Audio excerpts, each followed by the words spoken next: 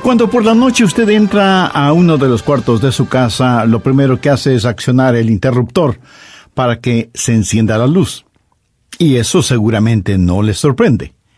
Ahora, si al accionar el interruptor nada sucede, usted no dice, «Ajá, como lo sospeché, esta electricidad es un fracaso». No, usted no dice eso. Lo más seguro es que usted decida averiguar qué sucede. Pueden ser varias las causas por las que la luz no se enciende. Tal vez el interruptor está roto, o a lo mejor el bombillo o algún fusible están quemados, y hasta pudiera ser que no haya pagado la cuenta de la luz. Usted no puede decir simplemente que la electricidad ha fallado, así que no debe sorprenderse cuando Dios contesta las oraciones. Deberá sorprenderse cuando no las contesta. Y nunca diga que la oración es una pérdida de tiempo. Usted puede decir, algo no está bien. ¿Por qué Dios no ha contestado mi oración? Bien, quiero compartir con usted 6 claves para la oración contestada. Y espero que las grabe en su corazón. Son sencillas, nada realmente nuevo, pero algo que necesitamos recordar en una forma más continua y metódica. Para que sus oraciones sean contestadas, primero, debe orar en el nombre de Jesús. Veamos Juan 14, los versos 3 y 14. Jesús dijo, «Y todo lo que pidiereis al Padre en mi nombre lo haré, para que el Padre sea glorificado en el Hijo». Dios quiere glorificar a su Hijo, el Señor Jesucristo, y esa es la razón por la que debemos orar en su nombre. Y Jesús ratifica esa realidad al decir, «Si algo pidiereis en mi nombre, yo lo haré». Ahora vayamos al capítulo 16, versos 23 y 24, en donde Jesús hace énfasis en el mismo asunto. «En aquel día no me preguntaréis nada. De cierto os digo, que todo cuanto pidiereis al Padre en mi nombre, os lo dará. Hasta ahora nada habéis pedido en mi nombre. Pedid y recibiréis, para que vuestro gozo sea cumplido». Muéstreme una persona cuyas oraciones le son contestadas, y de seguro que esa persona está llena de gozo. Jesús también dijo en Juan 14, 6, «Yo soy el camino y la verdad y la vida. Nadie viene al Padre sino por mí». Y esa es la verdad en cuanto a la oración. No hay forma de llegar a Dios el Padre sino únicamente por medio de su Hijo Jesucristo. Supongamos que usted se pierde buscando una dirección en un lugar que no conoce. Así que detiene a una persona en la calle para que le ayude, y esa persona le dice, «Vaya derecho 3 cuadras más, luego vire a la derecha, verá una casa blanca con una cerca de madera, entonces vire a la izquierda, y esa es una calle sin salida. Recorra 3 cuadras más, vire a la derecha», y usted le interrumpe y le dice, «Un momentito, por favor, no puedo recordar todo eso, déjeme anotarlo». Y la persona que le está dando las direcciones le dice, «¿Sabe qué? Yo estoy yendo en la misma dirección, permítame guiarle. Usted únicamente sígame». Esa persona no solo le señala el camino, sino que, por así decirlo, se vuelve el camino. Jesús no indica el camino, Jesús es el camino hacia el Padre, y cuando usted ora en el nombre de Jesús, Él le lleva a la presencia del Padre. Anote Efesios 2:18.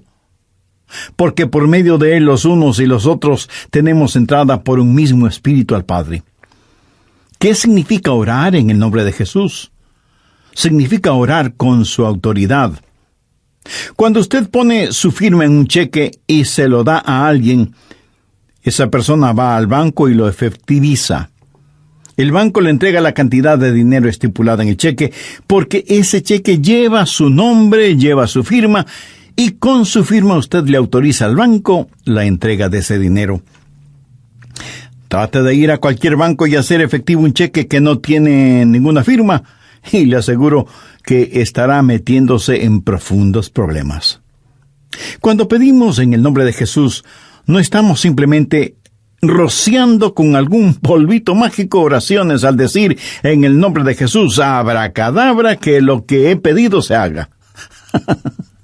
No es así de ninguna manera. Orar en el nombre de Jesús significa, primero, obedecer su mandato. Segundo, hacer algo aprobado por Él. Tercero, saber que eso le dará honor y gloria a Él. Y cuarto, saber que el Padre será glorificado por lo que hacemos en el nombre de Jesús. Si usted ora sin usar el nombre de Jesús legítimamente, no tiene ninguna razón para esperar que su oración sea contestada. Ahora, obviamente, el orar en el nombre de Jesús significa que usted debe ser salvo, que debe ser su discípulo y que debe estar en comunión con Él para conocer su voluntad. No solo ora en el nombre de Jesús, sino que también ora en el Espíritu. Veamos Efesios 6:18. Orando en todo tiempo, con toda oración y súplica en el Espíritu, y velando en ello con toda perseverancia y súplica por todos los santos. Así como se debe orar en el nombre de Jesús, hay que orar en el Espíritu. Casi al final del Antiguo Testamento hay un versículo muy interesante. Busque Zacarías 12:10. Dios habla de lo que hará en los últimos días, cuando los judíos como nación vengan a Jesús. Y derramaré sobre la casa de David y sobre los moradores de Jerusalén espíritu de gracia y oración, y mirarán a mí, a quien traspasaron, y llorarán como se llora por hijo unigénito, afligiéndose por él como quien se aflige por el primogénito. Hay muchas cosas maravillosas en este versículo, pero lo que más me bendice es que Dios dice que hay un Espíritu, el Espíritu Santo, que es el Espíritu de gracia y de oración. ¿Tiene usted dificultades al orar? ¿Sabe por qué? Porque no está lleno del Espíritu. Porque cuando lo esté, la alabanza y la oración fluirán de su Espíritu. Usted estará constantemente alabando a Dios y constantemente suplicando en oración. Dios dice que un día Él va a derramar su espíritu de gracia y oración sobre los judíos, pero Él ya ha derramado su espíritu de gracia y oración sobre usted. Por lo tanto, usted debe orar en el Espíritu. En la pequeña epístola de Judas, el verso 20, dice, «Pero vosotros, amados, edificando sobre vuestra santísima fe, orando en el Espíritu Santo». ¿Había notado eso? ¿Cómo se desafía usted mismo? Orando en el Espíritu Santo. ¿Por qué es tan importante orar en el Espíritu? Bien, sabemos que cuando oramos en el nombre de Jesús, oramos con autoridad. Pero cuando oramos en el Espíritu, oramos con fortaleza para que Él nos ayude. Déjeme, le muestro algo en Romanos 8:26. Y de igual manera, el Espíritu nos ayuda en nuestra debilidad, pues que hemos de pedir como conviene no lo sabemos. Pero el Espíritu mismo intercede por nosotros con gemidos indecibles. Mi amigo, esto significa que cuando usted ora, no lo puede hacer sin el Espíritu, y Él no lo hará sin usted. Es el Espíritu el que ora. Y Él hace por usted lo que usted no puede hacer por usted mismo. El Santo Espíritu de Dios inspira, guía, pone energía y sostiene nuestras oraciones. Nuestro espíritu humano es débil, y aunque el Espíritu esté dispuesto, nuestra carne es débil. Por lo tanto, el Espíritu Santo nos ayuda en nuestra debilidad. No hay ninguno de nosotros que alguna vez no haya dicho, «Fallé en mi vida de oración. Ojalá pudiera orar más. ¿Por qué no puedo hacerlo?» Le diré por qué no oramos más. Francamente, porque somos débiles. Pero nuestra debilidad no debe convertirse en incapacidad, sino más bien en fortaleza, porque la Biblia dice que cuando somos débiles, somos fuertes. Si aprendemos a depender en el Espíritu Santo, quien nos ayuda en nuestras debilidades, inspirándonos, guiándonos y capacitándonos. Más aún, Él nos ayuda en nuestra ignorancia. Pues ¿qué hemos de pedir como conviene? No lo sabemos. ¿Alguna vez ha pensado en eso? Estuve una vez en una conferencia bíblica en Dallas. Al finalizar la conferencia, 2 jóvenes estudiantes se me acercaron y uno de ellos me preguntó, «Pastor, ¿usted ora?» Le respondí que sí. Entonces me dio una pequeña tarjeta diciéndome, «Aquí están nuestros nombres. Somos estudiantes en el seminario. Por favor, ore por nosotros». Yo les agradecí y puse esa tarjetita en mi Biblia. He orado por esos estudiantes, pero no creo que lo haya hecho en forma regular. No porque ellos no me importen, pero una asignación de oración es más que 2 nombres en una tarjeta. Si tuviera que orar por todos quienes me piden que ore por ellos, ni las 24 horas del día serían suficientes, se lo aseguro. Esa es la verdad. Si usted trata de orar por todos y por todo, su oración, en vez de ser un caudaloso río, se convertirá en un estancado pantano. La oración, para que sea poderosa, tiene que ser canalizada. Cuando alguien me dice que está orando por mí, me siento increíblemente bendecido.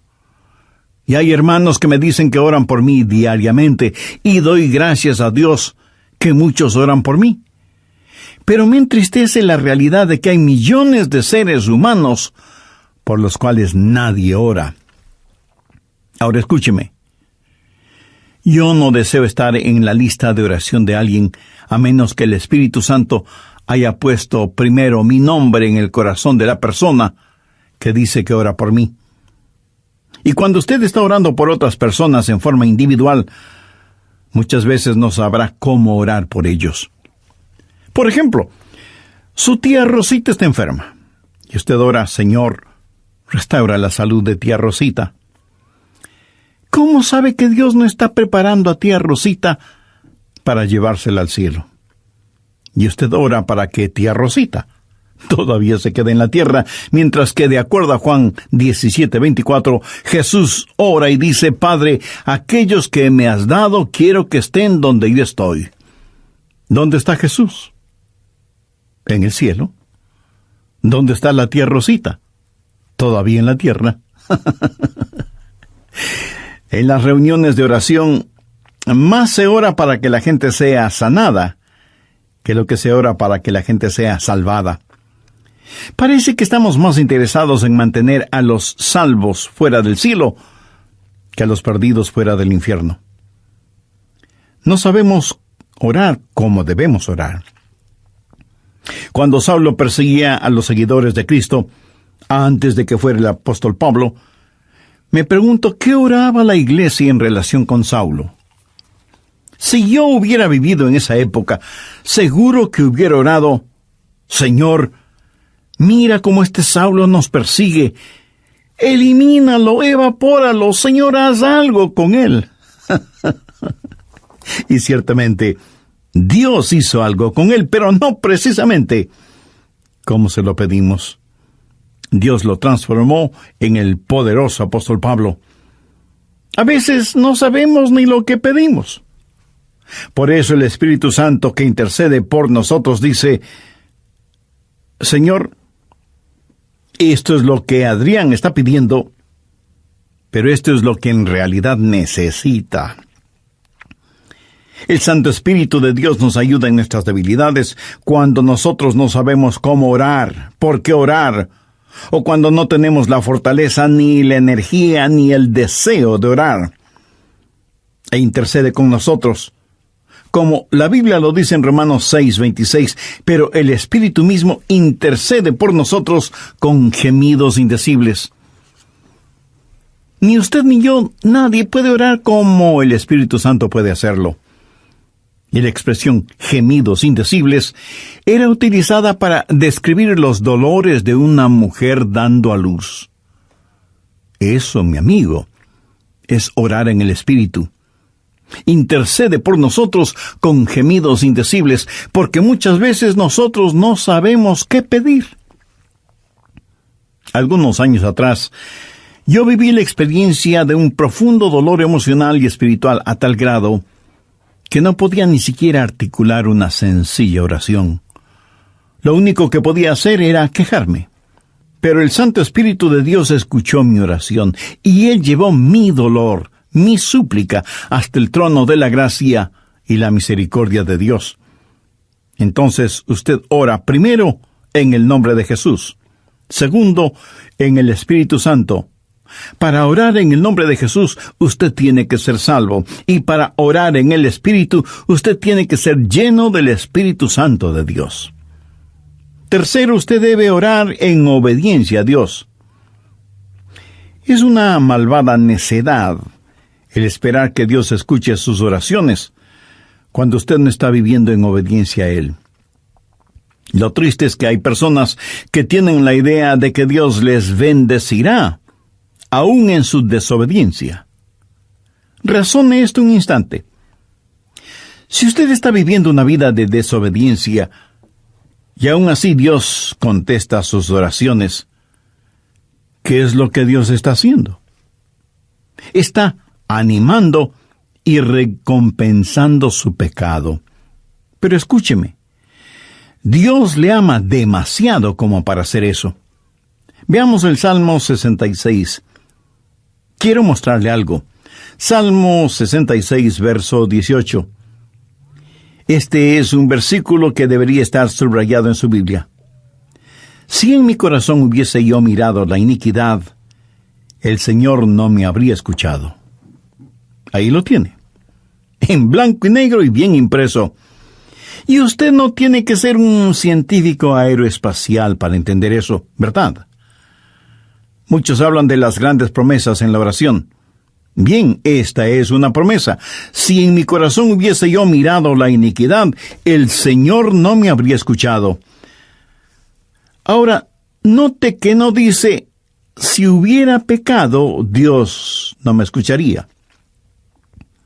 Dios no le escuchará a usted. Dios no me escuchará a mí. Dios no escuchará a nadie que tenga iniquidad en su corazón. Iniquidad significa el hacer trato con el pecado, sentirse en paz haciendo el pecado.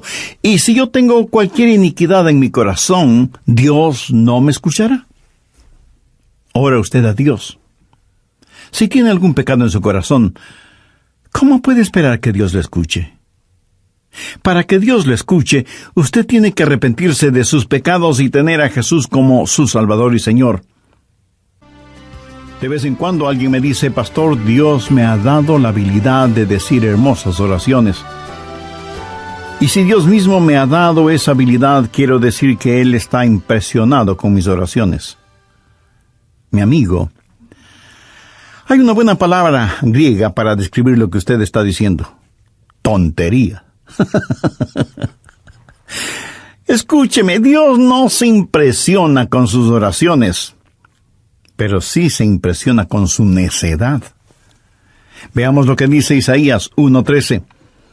No me traigáis más vana ofrenda. ¿Sabe usted lo que es una vana ofrenda? Es solo una oración vacía. No me traigáis más vana ofrenda. El incienso me es abominación. Aquí ellos estaban en el templo quemando incienso, ofreciendo incienso en el altar. No me traigáis más vana ofrenda, el incienso me es abominación, luna nueva y día de reposo, el convocar asambleas, no lo puedo sufrir, son iniquidades vuestras fiestas solemnes. ¿Qué es lo que Dios está diciendo aquí? Que todo lo que ellos hacían como parte de su religión, Él lo detestaba. Y en Isaías 1, los versos del 15 al 17, leemos, Cuando extendáis vuestras manos, yo esconderé de vosotros mis ojos. Asimismo, cuando multipliquéis la oración, yo no oiré. Llenan están de sangre vuestras manos, lavaos y limpiaos, quitad la iniquidad de vuestras obras de delante de mis ojos, dejad de hacer lo malo, aprended a hacer el bien, buscad el juicio, restituid al agraviado, haced justicia al huérfano, amparad a la viuda. Veamos ahora Isaías 59:1. He aquí que no se ha cortado la mano de Jehová para salvar, ni se ha agravado su oído para oír. Dios no se ha vuelto manco ni sordo, pero vuestras iniquidades han hecho división entre vosotros y vuestro Dios, y vuestros pecados han hecho ocultar de vosotros su rostro para no oír. ¿Ha leído alguna vez algo del libro de Esdras? Vayamos al capítulo 9, verso 6. Esdras está orando y dice: Dios mío, confuso y avergonzado estoy para levantar, oh Dios mío, mi rostro a ti, porque nuestras iniquidades se han multiplicado sobre nuestra cabeza, y nuestros delitos han crecido hasta el cielo. Mi amigo, debemos orar en obediencia. Para resumir un poco todo esto, vamos a la primera epístola de Juan. No el Evangelio de Juan, sino la primera epístola de Juan, capítulo 3, verso 22. Y cualquier cosa que pidiéramos, la recibiremos de Él, porque guardamos sus mandamientos y hacemos las cosas que son agradables delante de Él. Los rebeldes jamás verán sus oraciones contestadas. Déjeme retroceder un poco las páginas de la historia. ¿Recuerda cuando Israel había conquistado Jericó?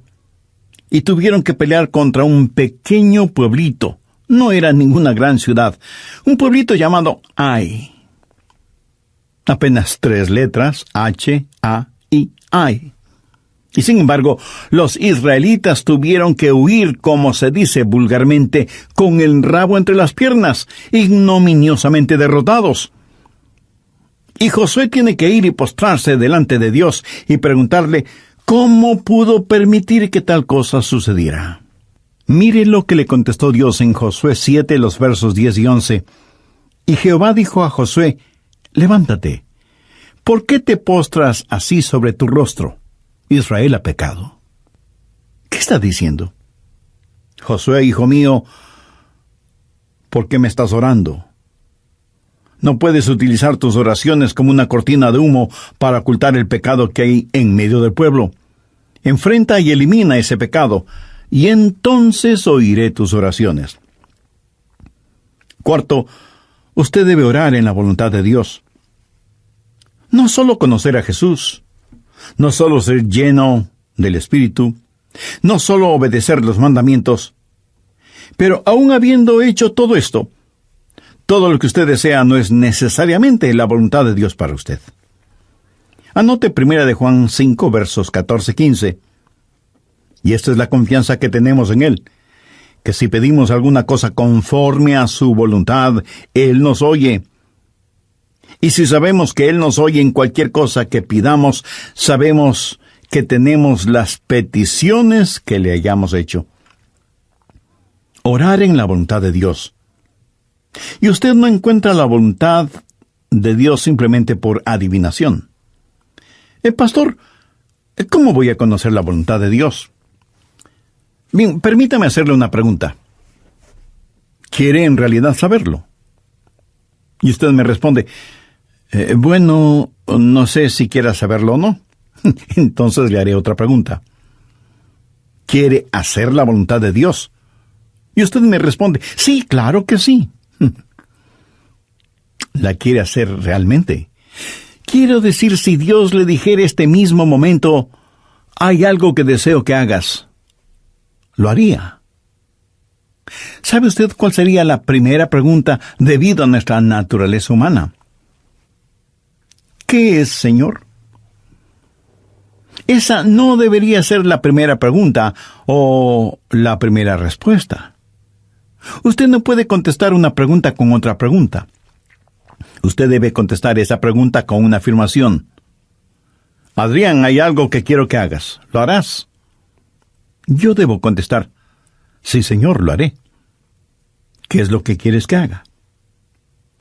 Mira, la manera de conocer la voluntad de Dios no es sabiendo lo que es, sino comprometiéndose a hacerla aún antes de saber lo que es. Eso es confianza. Sencillamente diga, Señor, estoy listo, y haré lo que quiera que tú quieras que haga. Y aunque esa frase pueda trabar nuestra lengua, destraba nuestra capacidad de obediencia. Debo admitir que muchos tienen temor de la voluntad de Dios. De alguna manera se les ha metido la idea en la cabeza de que si se prestan para servicio bajo la voluntad de Dios, van a terminar como misioneros en el país de sal si puedes, viviendo en una choza con piso de tierra y comiendo carne de serpiente o quién sabe qué otros exóticos alimentos. ¿Sabe qué? Pudiera ser que así suceda. La forma de conocer la voluntad de Dios es aceptando la voluntad de Dios antes de conocer cuál es la voluntad de Dios. Y aunque suena complicado lingüísticamente, espiritualmente no lo es. Pero usted me dice, pastor, quiero más detalles. Muy bien, le voy a dar más detalles. La voluntad de Dios es buena, perfecta y aceptable.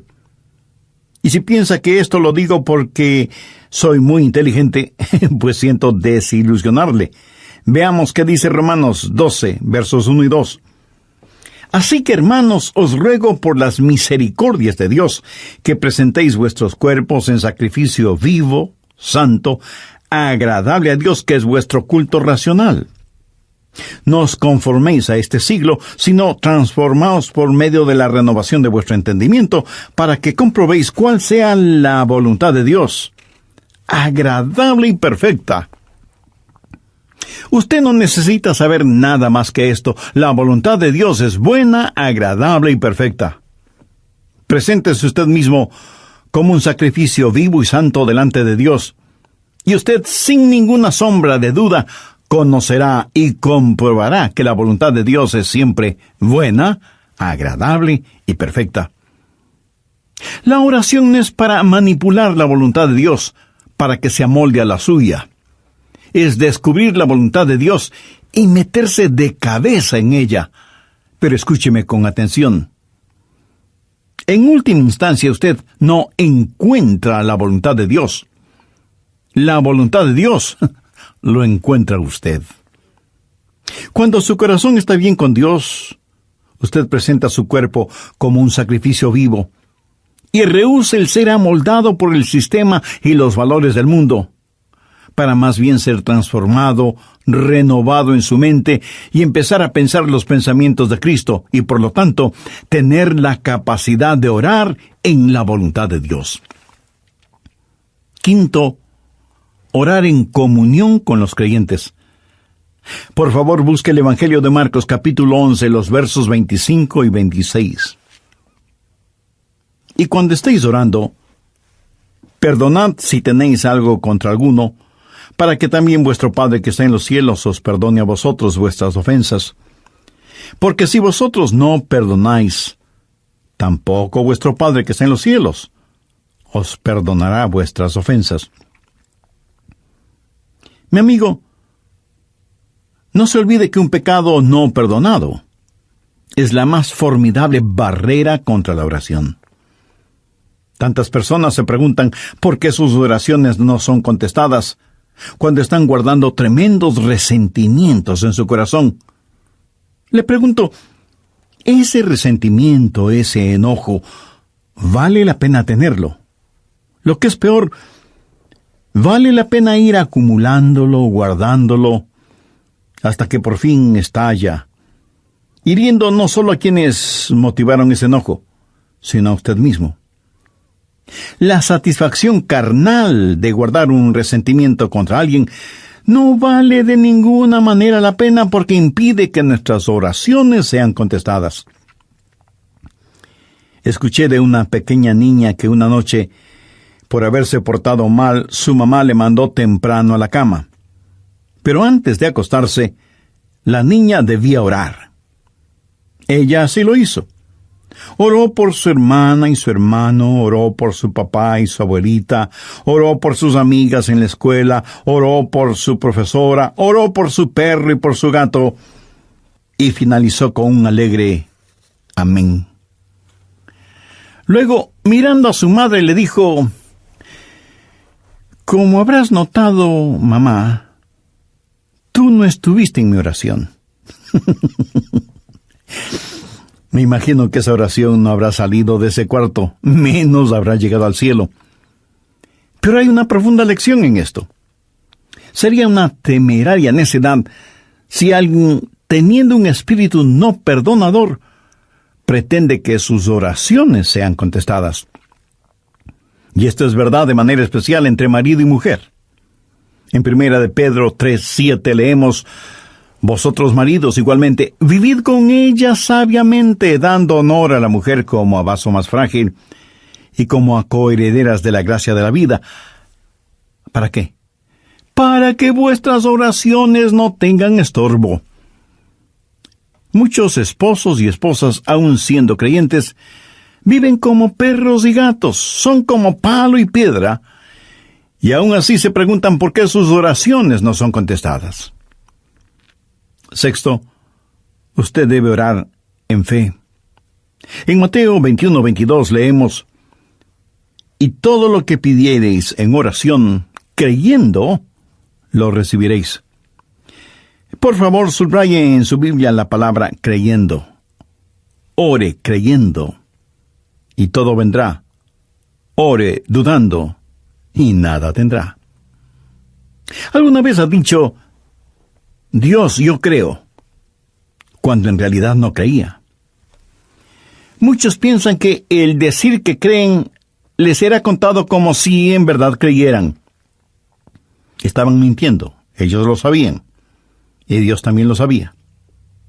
¿Alguna vez ha orado sabiendo que Dios escuchaba sus oraciones y recibió una respuesta de Dios?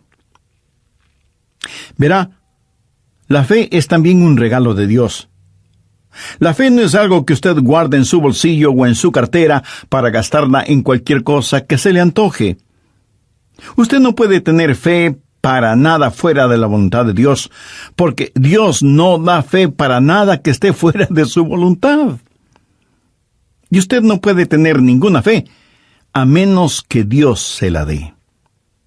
Y no faltará quien pregunte: ¿por qué no tengo más fe? Si usted pone en práctica lo que he compartido en este estudio bíblico, le puedo asegurar que descubrirá que la fe está ahí. Cuando usted ora en el nombre de Jesús, cuando usted ora en el Espíritu Santo, cuando usted ora en obediencia y en comunión, cuando ora en la voluntad de Dios, la fe está ahí. Pero si estos elementos espirituales no están ahí, tampoco estará la fe. Ustedes, esposos, ¿han tenido alguna vez un argumento? Y si me dice que no, con toda mi cariñosa cortesía le diré que son mentirosos. Cuando marido y mujer tienen un argumento y no lo solucionan, y luego se arrodillan para orar por su hijito enfermo, ¿no se sienten espiritualmente enfermos? ¿No sienten que están actuando hipócritamente? Saben que sus oraciones no se elevarán ni un centímetro del piso y por lo tanto jamás llegarán al cielo. No tienen ninguna fe como para que sus oraciones sean contestadas. Cuando sus corazones sean justos, puros y limpios, y palpiten al mismo compás espiritual, entonces tendrán fe. Y al tener fe, esa fe será el combustible para transportar su oración hasta el trono de la gracia de Dios. Jorge Mueller, de Bristol, Inglaterra, fue un gran siervo de Dios y un poderoso hombre de fe. Él tenía un diario personal en el cual anotaba todas las instancias de oraciones contestadas y llegó a registrar 25,000 oraciones contestadas, algunas de ellas increíblemente milagrosas, imposibles de explicarlas, aparte de la intervención de Dios. Alguna vez alguien le preguntó a George Mueller, ¿cuál es el secreto para que las oraciones sean contestadas? ¿Sabe cuál fue su respuesta? Tenga fe en Dios. Tenga fe en Dios. Ahora, yo no creo que él dijo tenga fe en Dios, sino que dijo tenga fe en Dios. Mira, en realidad no es una gran fe la que necesitamos, sino que necesitamos tener fe en un gran Dios. Fe no es solo un sentimiento positivo, ni el que usted se vuelva frenético o fanático, sino tener la absoluta confianza de que Dios hará lo que usted le ha pedido, si ese pedido está encuadrado dentro de los parámetros de la voluntad de Dios. Los discípulos le dijeron a Jesús, Señor, enséñanos a orar. Y ese debe ser nuestro pedido también, para que Dios nos ayude a ser hombres y mujeres de oración. Hay algo en nosotros que se resiste a orar. Preferimos ocuparnos en cualquier otra cosa en vez de orar. Y eso se debe a nuestra naturaleza carnal y pecaminosa. Por eso necesitamos la ayuda de Dios para que amemos de tal manera a Jesús y seamos llenos de su Espíritu Santo para que la oración fluya de nosotros en forma constante y que oremos siempre en el nombre del Señor Jesucristo. ¿Ha notado con qué facilidad podemos pasar horas haciendo deportes o realizando nuestros pasatiempos favoritos o simplemente mirando programas en la televisión? Pero ¿qué trabajo nos cuesta invertir unos minutos en la oración? La oración eficaz, mi estimado amigo, debe ser un acto intencional de nuestra voluntad. No debemos acercarnos al trono de la gracia en forma casual, sino en forma totalmente intencional. Seguramente entre quienes me escuchan habrá quienes, a pesar de ser religiosos, este asunto de la oración es muy secundario en sus vidas. Ahora, si usted aún no es salvo, mayor razón para que ore a Dios.